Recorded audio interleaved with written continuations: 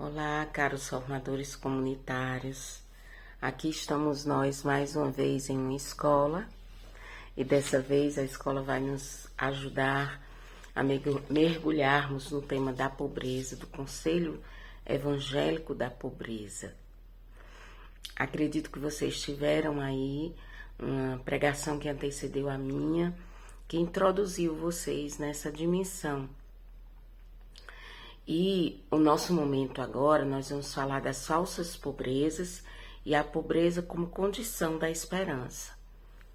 Então, qual é o objetivo desse momento de partilha, de pregação aqui? Não é entrarmos em dimensões práticas que somos chamados a viver e que os nossos inscritos, nossos escritos nos inspiram, nossos estatutos nos direcionam, mas aprofundar ainda mais o que significa para alguém que é chamada a fazer essa promessa ou esse voto, o que significa isso dentro de uma experiência de amizade com Deus. Porque acredito que tanto nós, em nosso processo de conversão, quanto autoridades, quanto formadores comunitários, como também os nossos formandos, muitas vezes a coisa prática, ou ela é vivenciada dentro de uma alegria, ou ela é vivenciada dentro de conflitos, graças a Deus, ou ela é negligenciada, ou ela é vivenciada tendo ali aquela parte camuflada, Somos homens e mulheres pecadores e que lutam para chegar de fato à santidade. Então, nós não vamos entrar em questões práticas da pobreza. Nós precisamos descer ainda mais do que significa isso.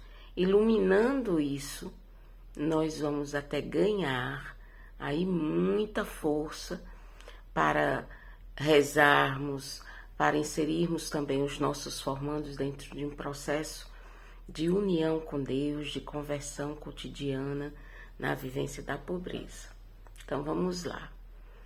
Nós vamos tomar como base para este momento, o conteúdo base para nós, é o que São Tomás vai colocar, mas também os nossos escritos, o escrito Pobreza, sobretudo, nos artigos de 1 a 8, a palavra de Deus e aquela vivência dos santos que nos iluminam tanto, tá? Então vamos lá, as falsas pobrezas e a pobreza como condição da esperança.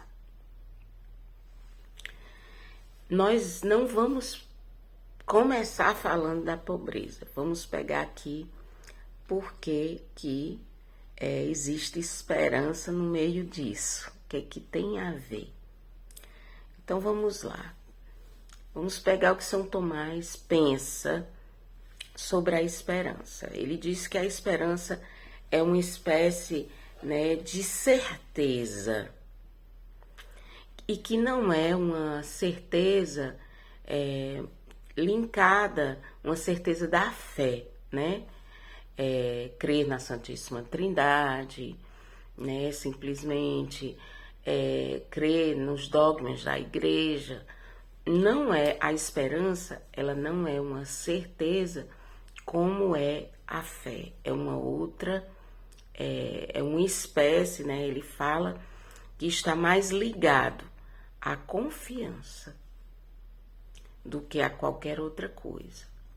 Não tem o mesmo tipo de certeza que a fé. A certeza de que eu vou para o céu. A esperança, ela traz um tipo distinto e um tipo importante de certeza, Ele traduz, São Tomás, ele traduz mais como uma grande confiança. A esperança é uma confiança e não uma certeza. E aí, ilustrando isso, ele compara que normalmente, vamos pegar aqui um exemplo, né? Bem simples, para ilustrar para vocês. Uma criança, e vamos pegar aí também uma planta pequena.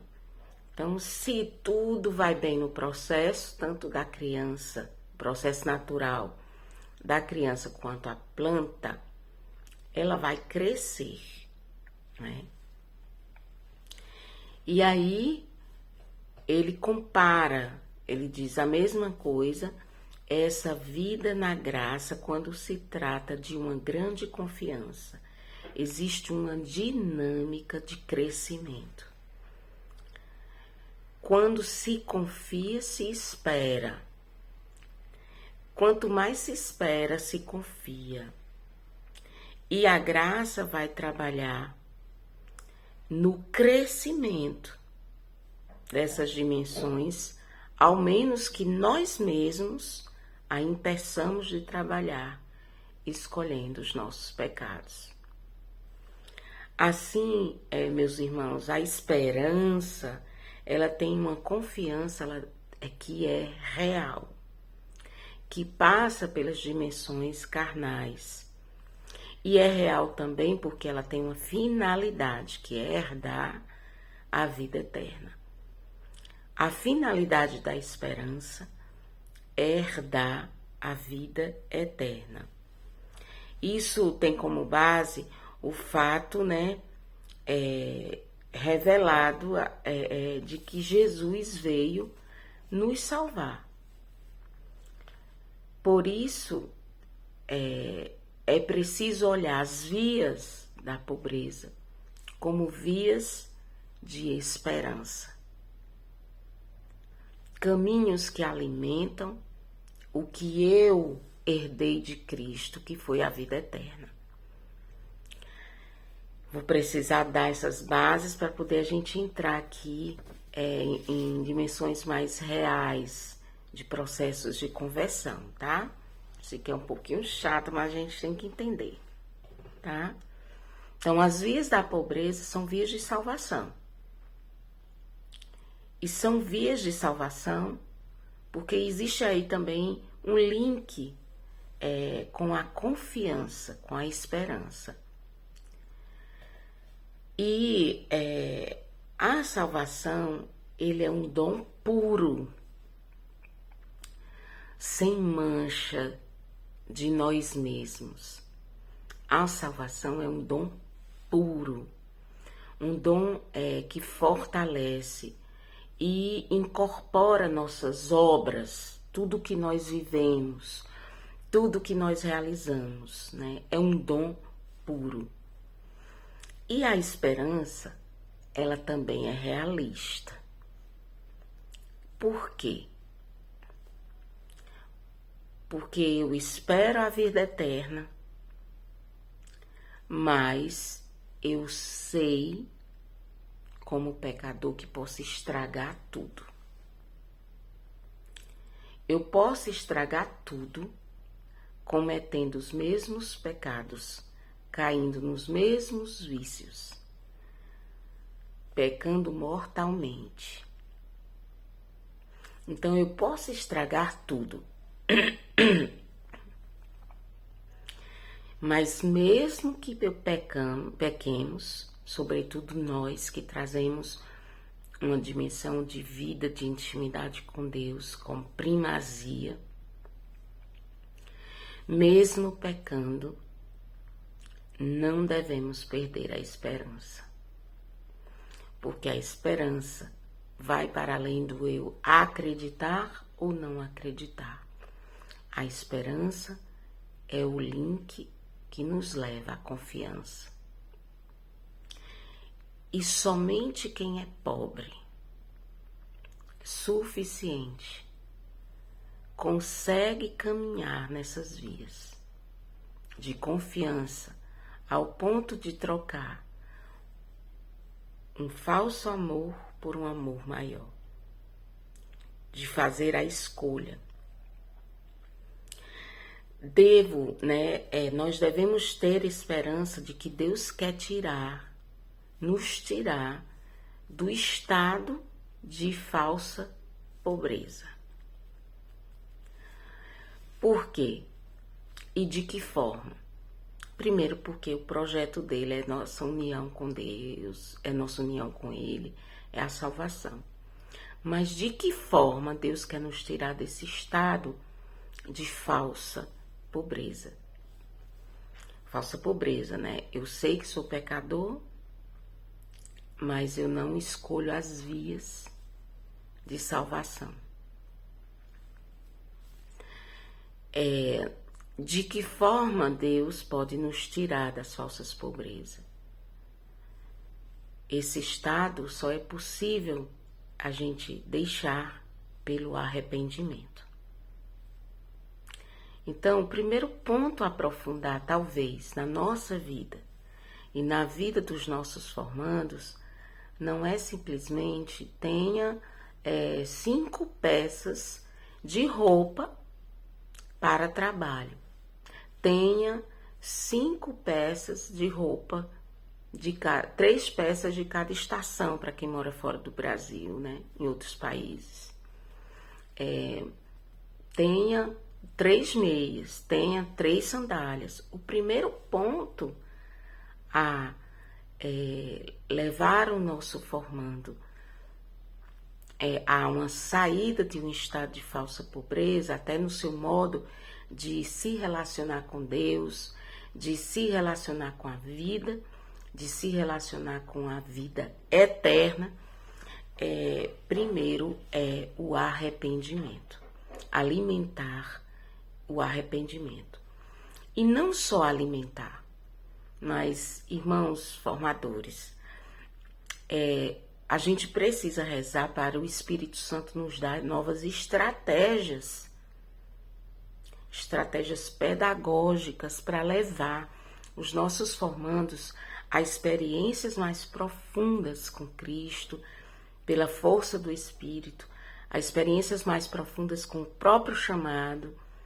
E uma estratégia interessante é eu rezar pelo arrependimento do meu formando, como também pelo meu, porque também estamos na mesma vivência vocacional, né? Na mesma vocação.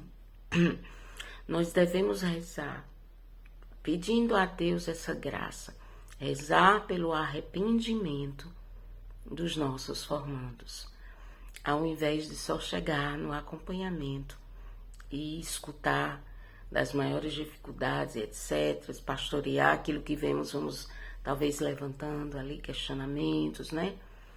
Em relação à pobreza, sobretudo. Mas o primeiro passo é a gente rezar pelo arrependimento, que os nossos formandos e que nós tenhamos uma profunda experiência de arrependimento. E aqui está a chave para uma confiança, uma esperança e uma pobreza verdadeira. Existe aí existe um filósofo irlandês, ele também é teólogo, né, que se chama Herbert McCabe, né? Ele disse que a oração é a expressão maior da esperança. É a oração. Por isso, é a expressão maior de um pobre, de quem vive a pobreza, porque a pobreza é um estado interior. A pobreza é um encontro profundo com Cristo, como o maior tesouro que eu tenho. E como uma pessoa que eu desejo me unir, que eu desejo me entregar, que eu desejo me assemelhar. Por isso a oração é a maior expressão da esperança. Então nós podemos dizer, rezar é um ato de esperança. A contrição é um ato de esperança.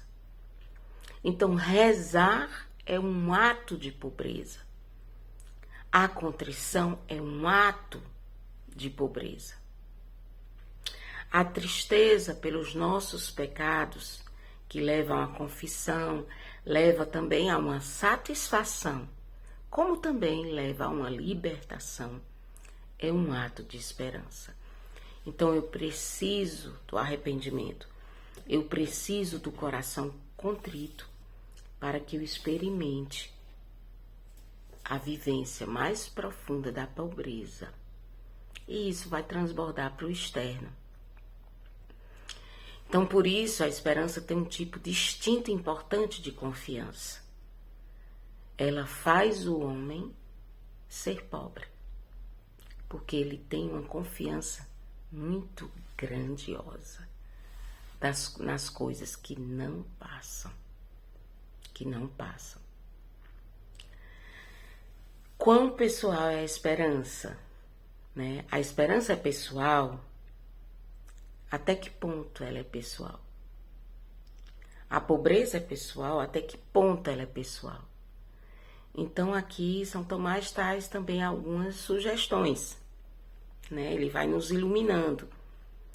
Como regra geral, é preciso deixar claro que a esperança, ela é direcionada para a minha salvação. A pobreza, ela é direcionada para a minha salvação. Isso aqui é uma regra geral.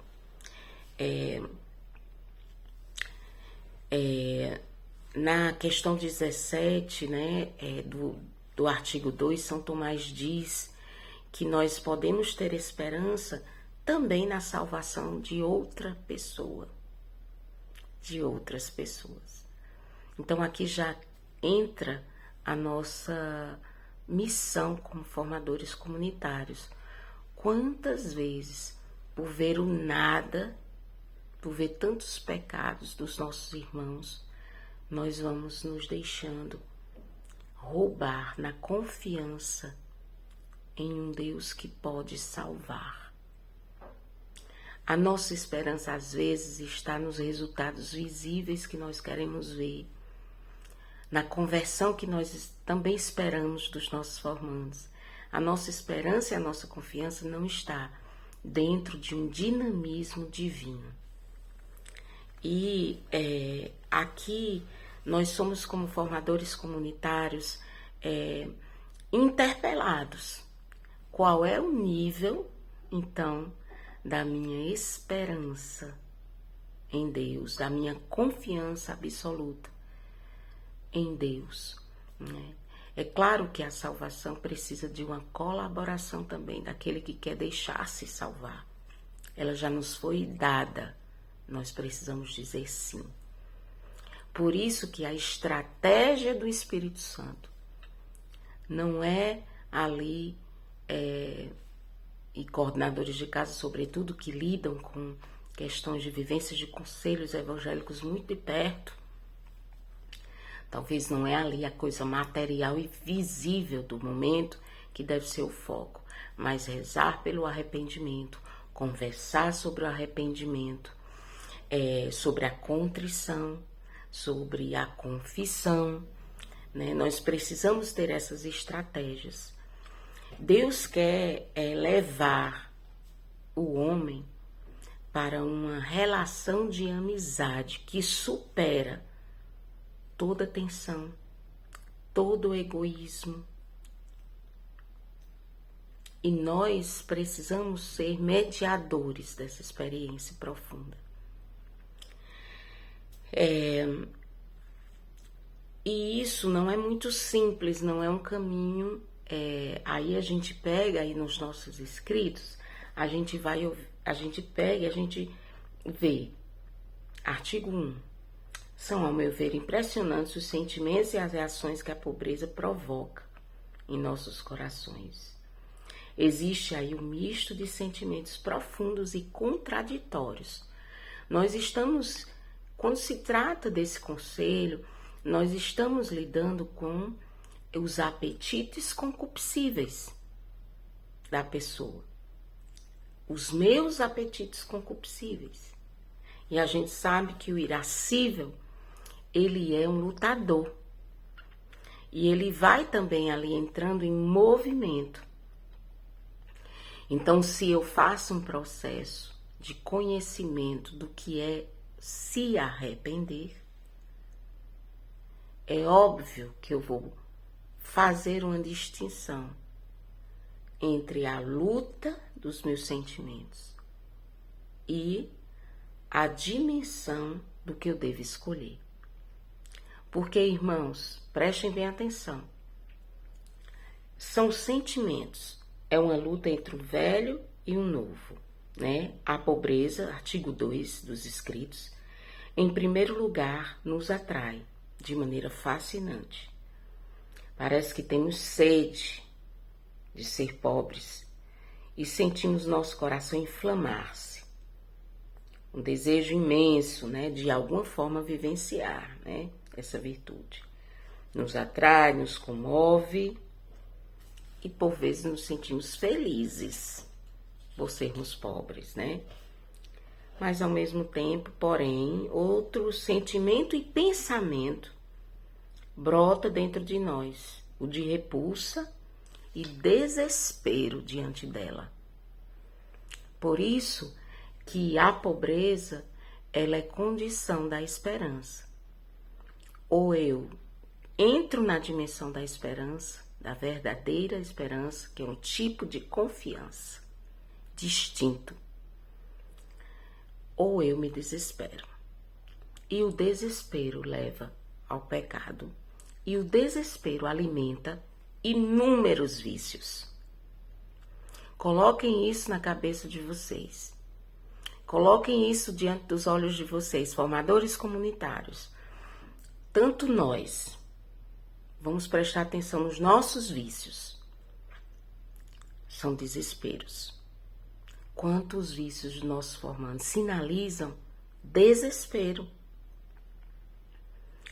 Então eu preciso levar o formando para uma experiência profunda de amizade com Deus. Porque vejam bem,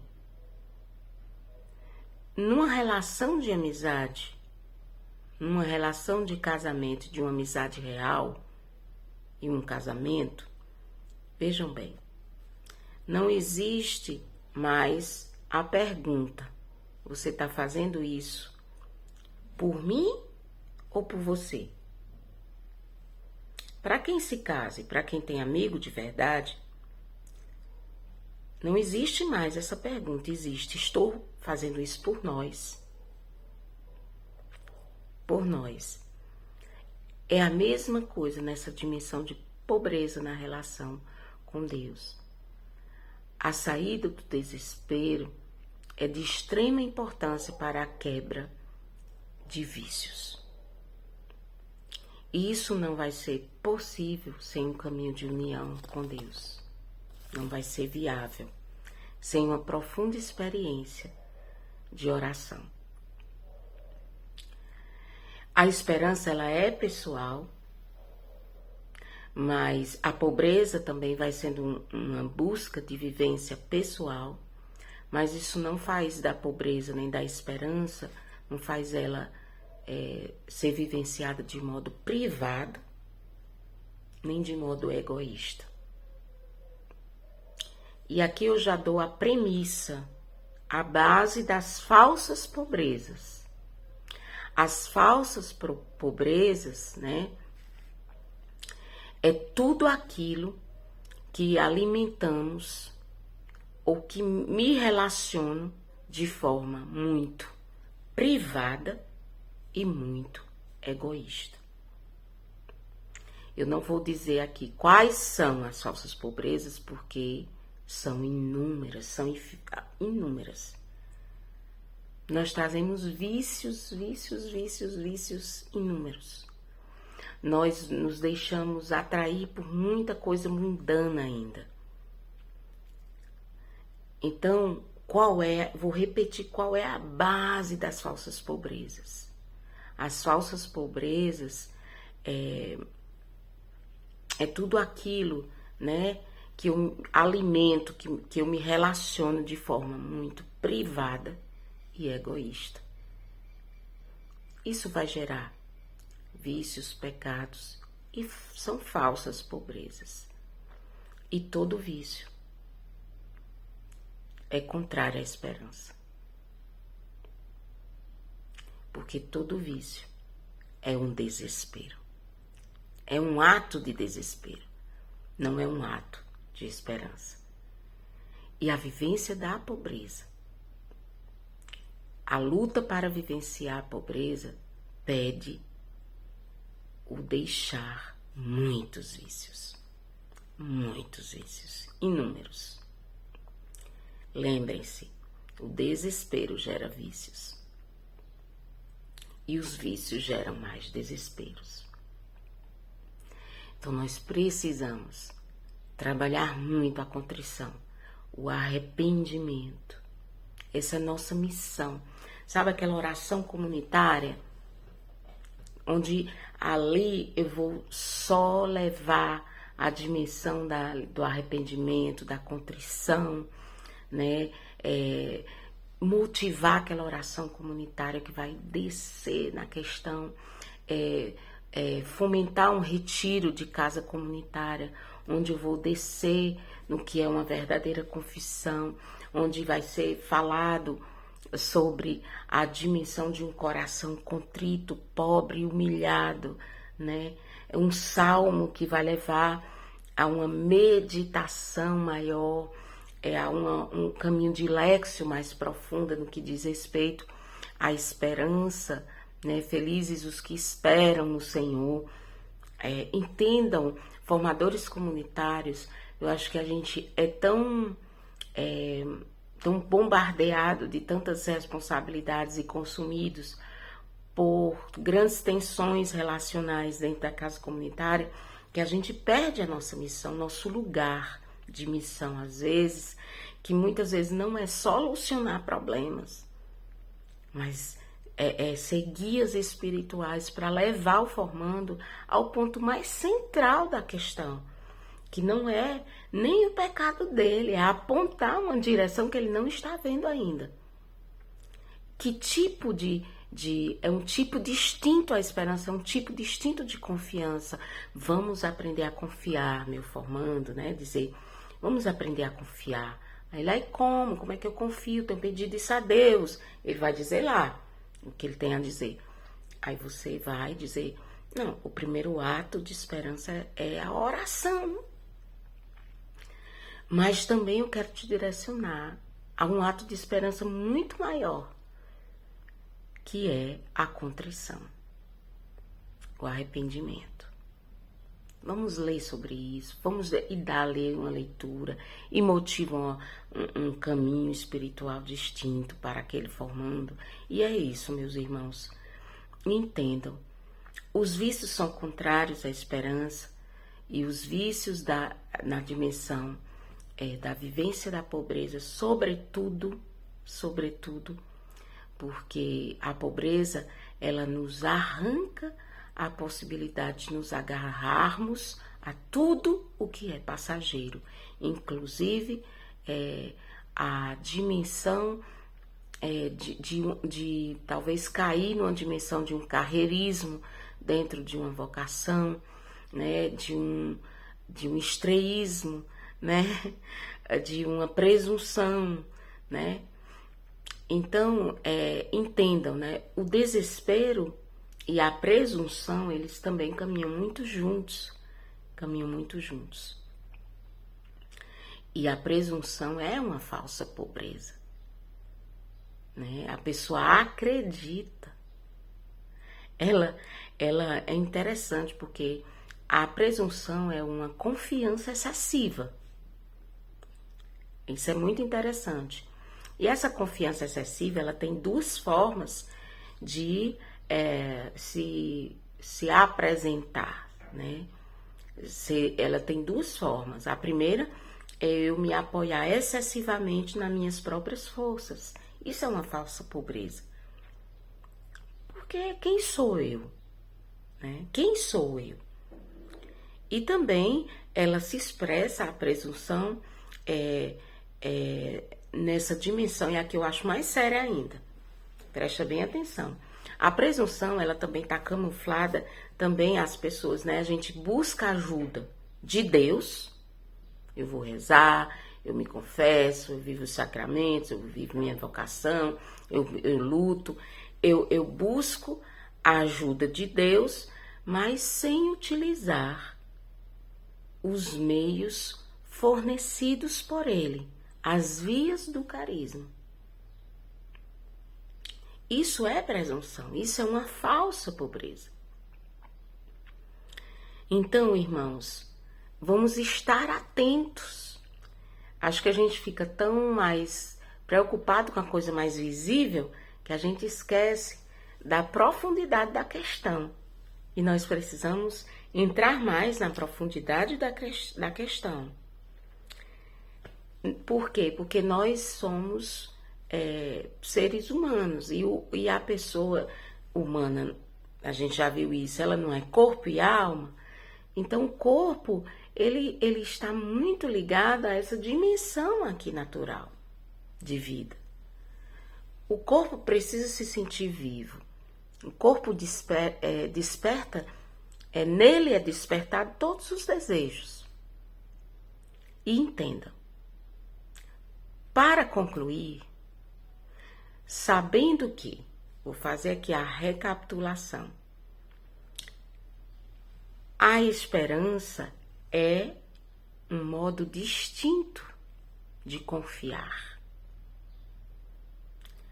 A confiança gera esperança, a esperança gera confiança. E dar à pessoa um coração pobre. E entendam também, a pobreza, ela é falsa quando alimentamos tudo aquilo, essa é a base das falsas pobrezas, alimentamos tudo ou me relaciono com algo de forma privada e egoísta.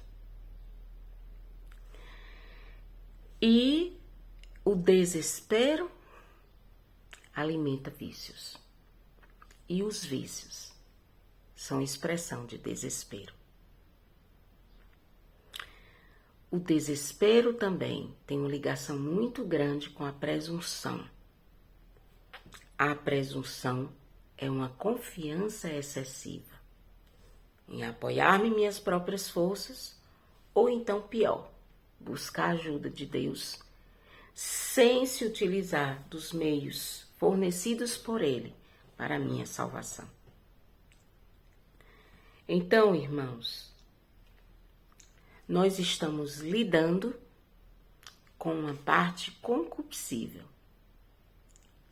Precisamos de estratégias do Espírito, mais do que olhares externos. Então, vamos levar os nossos formandos para o arrependimento, para a contrição, para a oração. Vamos rezar pelo arrependimento meu, começar por mim, o meu arrependimento e os dos nossos formandos. Vamos utilizar meios mais eficazes para o processo, facilitar o processo de conversão dos nossos formandos e também o nosso. Irmãos, como diz no artigo 4, finalizo aqui. O artigo 4 da pobreza diz: São Paulo descreve com clareza esta luta em Romanos e diz onde se trava, no conflito entre o homem natural e o homem sobrenatural. Porque nós estamos lidando com movimentos passionais. E aqui eu finalizo dizendo a questão seguinte: o objeto da vontade não é o desejo. Isso é muito confuso na nossa cabeça quanto formador comunitário, e também os formandos são confusos em relação a isso. O objeto da vontade não é o desejo. O objeto da vontade é o querer. Eu finalizo dizendo: nem tudo o que desejamos devemos querer, mas precisamos querer o que desejamos com mais profundidade. Muito mais do que esses falsos amores e os movimentos passionais que vivenciamos por estarmos dentro de um chamado divino. Então, lembrem-se, podemos estar com muitos movimentos dentro de nós, os nossos formandos também, em relação à pobreza. Mas o objeto da vontade não são os meus desejos. Não são os desejos do formando. O objeto da vontade é o querer. Eu quero a vida eterna. Eu quero a esperança. Eu quero a confiança. Por isso eu quero a pobreza. É isso, irmãos. Louvado seja nosso Senhor Jesus Cristo. Deus abençoe e nos faça santos e nos faça santos, para sermos guias espirituais para os nossos formandos. Shalom.